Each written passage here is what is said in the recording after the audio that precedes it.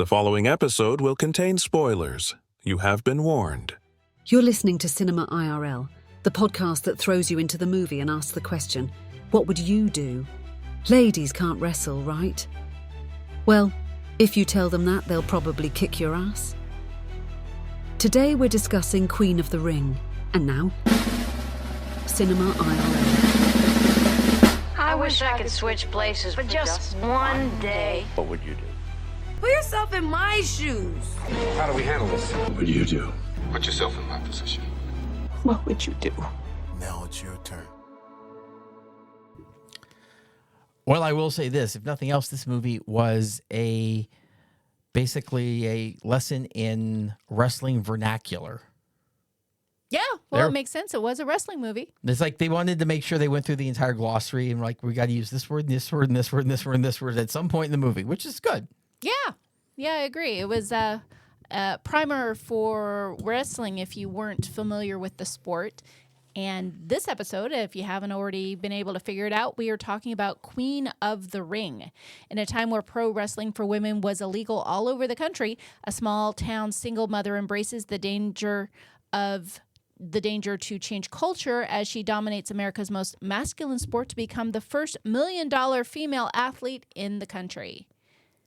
Yeah, this was I enjoyed this movie a lot. I mean, as you know, It's a Scott movie. I'm a little bit of a wrestling geek.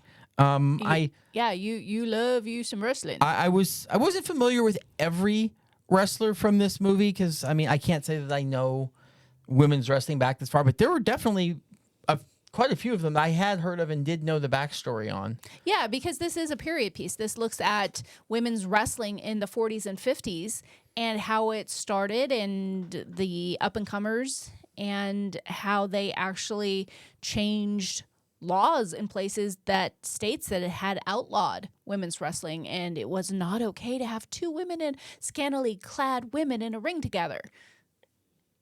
Yeah. It wasn't. And let me tell you, even as a guy who watches wrestling, like women's wrestling still hasn't truly come all the way to men's wrestling. Now it's like 98, 99% there at this point. I mean, it's close enough, but it wasn't even that long ago. Like I remember the first time that two women main evented a TV program was, I mean, I think less than 20 years ago.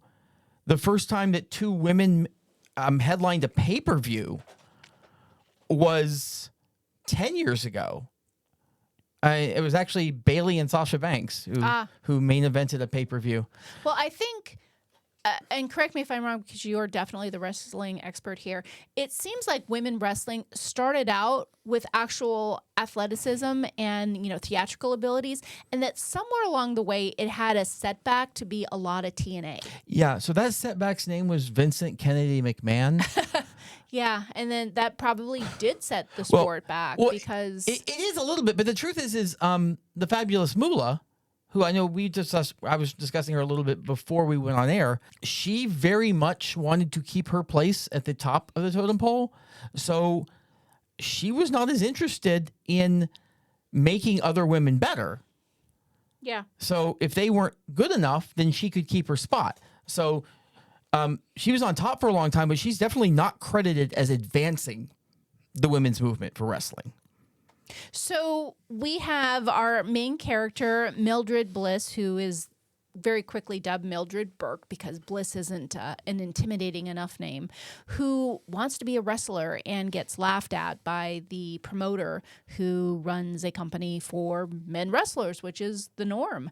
And she trains and she gets good and she tours and she makes money, and the promoter is a philanderer. They have eventually a marriage out of convenience that she initiates to make sure that she gets her share.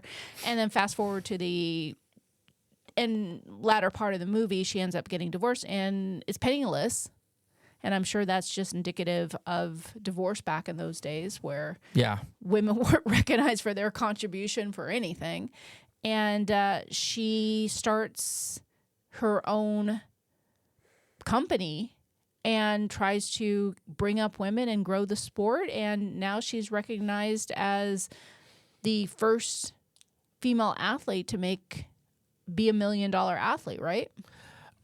Yeah. I mean, she was a draw. I mean, and that's always been what it is who can. It doesn't matter necessarily who the best wrestler is, like from a physical standpoint or even from a talking standpoint or whatever. In the end, it's about draw. It's about how many tickets can you sell. If you're on the card, do you sell tickets? Do you draw money? And if you draw money, they're going to put you out there. It barely matters why. That's the same way with acting. Yes. You know, someone can have very minimal talent, but somehow be a box office draw, and they get put in all the movies. It's how big of a fan base you have, and is that fan base willing to plunk down money? Yeah, I mean, it really is. But no, I mean, she was certainly ahead of her time as a women's wrestler, and is credited as being one of the people to help truly put it on the map. Her and her very unfaithful husband. So what would you do if you were any of the characters here? I know you are a longtime wrestling fan, and that probably made you see this movie with slightly different eyes because you know a little bit about the history and you appreciate the sport. Yeah. I mean, I also know, I mean, it had to be miserable being a woman's wrestler back in the day because, I mean, on top of it not being something heavily recognized, as you saw in the movie, it was something that was actively protested against and banned in places. Like the barriers that they had to break down to wrestle were crazy. And it's not like you were doing it for a lot of money. Right. I mean, wrestlers in general, unless you're near top billing, don't make much. If you're a woman's wrestler, if you're not like right at the top billing, you're definitely not making much. Right. So you kind of have to be able to do it as a passion project. I mean, from everything I can tell from the movie, I mean, they chose like where they paid the women. They didn't even pay them that much. And still, there wasn't really much money left over. It could be a losing proposition. So yeah, they had to work really hard to fill seats when they had appearances, and then ultimately got where they were in a good place. But when Mildred had her divorce from Billy Wolf, and they split the fan base, then they had much smaller crowds because they were playing in the same places and people could only be at one of the shows.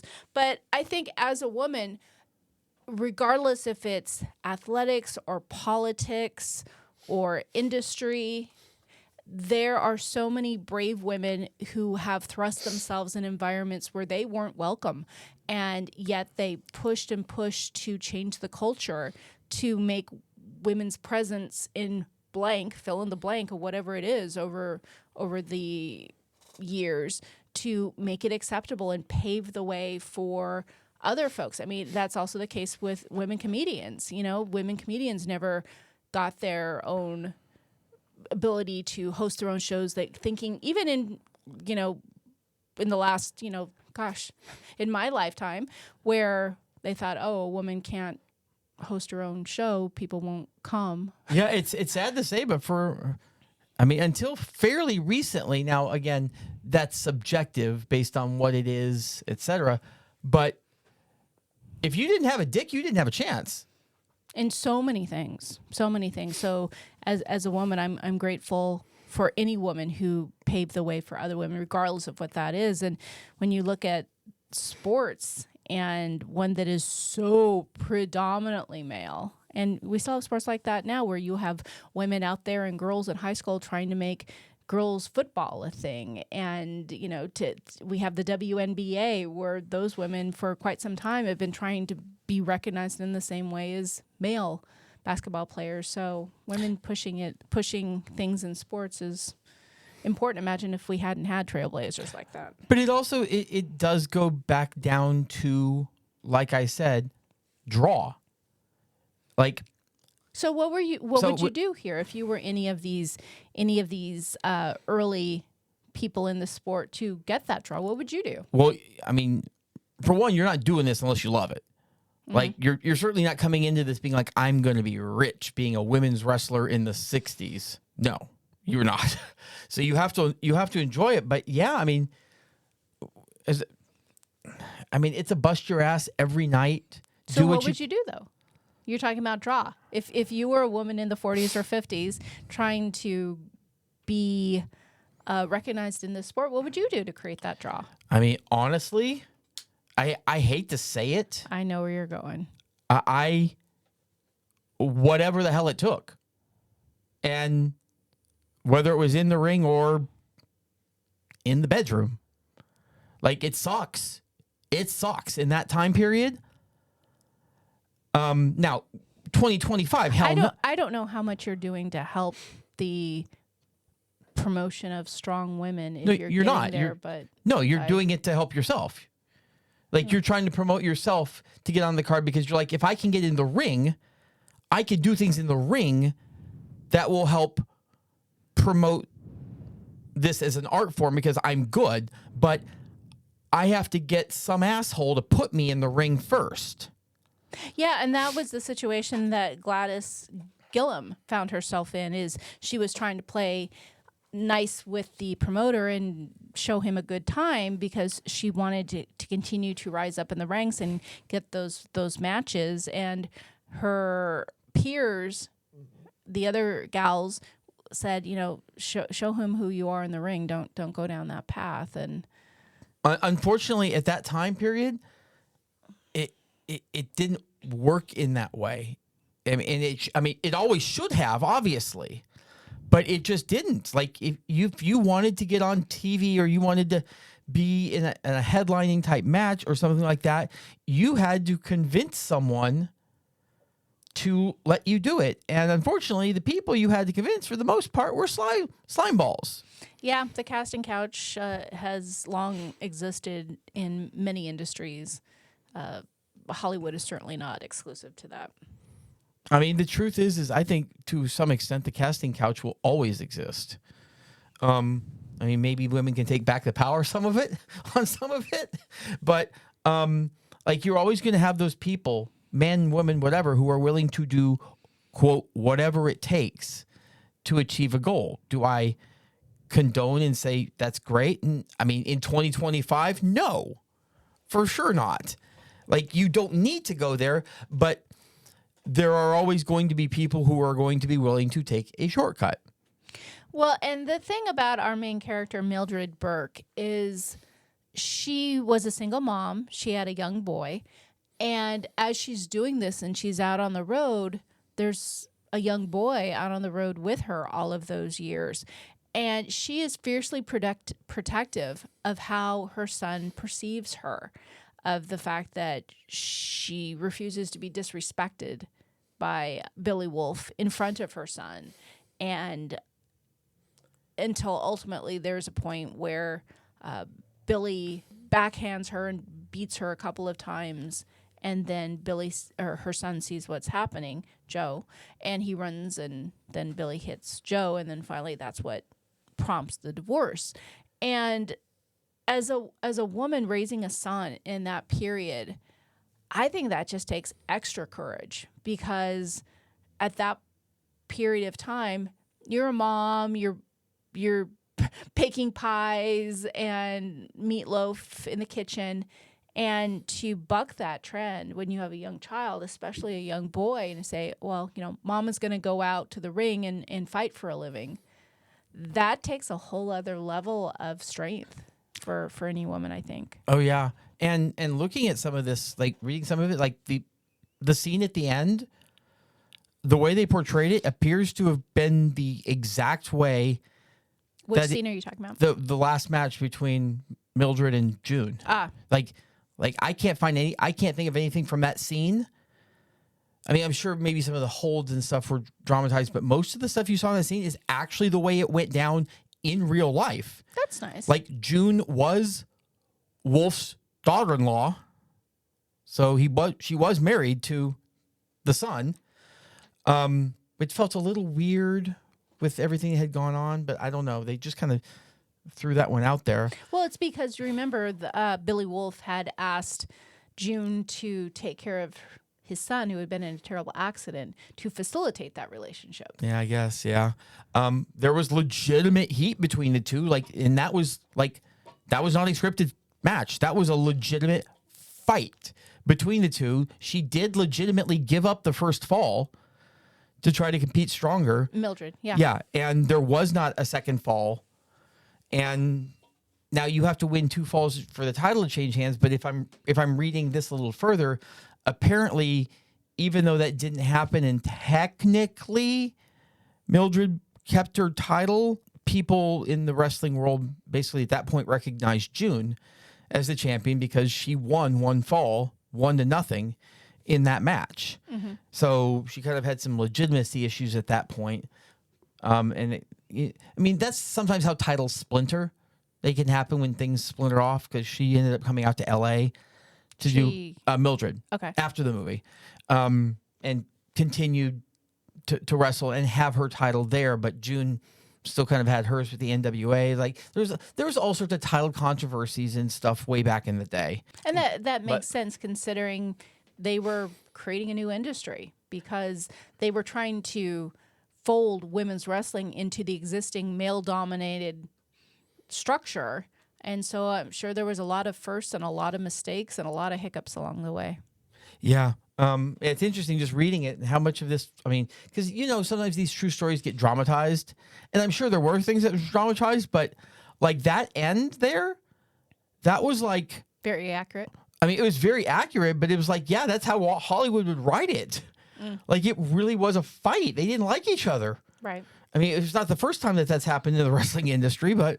June was scary. I wouldn't have liked her either. Yeah. She was not a likable character. Well, June's a legit wrestler. Like she's not an actor; she's a wrestler. So she was built like a wrestler, and she's. Oh, I don't just mean physically. I just mean her actions and the fact that she didn't play fair, and that when she had met Mildred many, many, many years before June was actually even really a professional wrestler, she attacked Mildred after a match was over, just playing dirty. So when you have someone who does that, it would make you really nervous getting in the ring with someone like that who is not following the same set of rules that you are.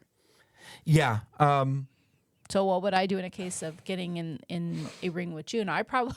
First of all, I wouldn't want to. And if for some reason I had to, I would not turn my back on her because people who are not trustworthy can seriously hurt you. But in fairness, I will say this. Obviously, this story portrayed people in a certain light, in a certain way. But if you flip it and you get into June's shoes, on the what would you do? Right. You're just trying to get yours. Like, you're trying to be somewhere in this. And you know that to even be a women's wrestler, you probably, for the most part, can't, quote unquote, play fair.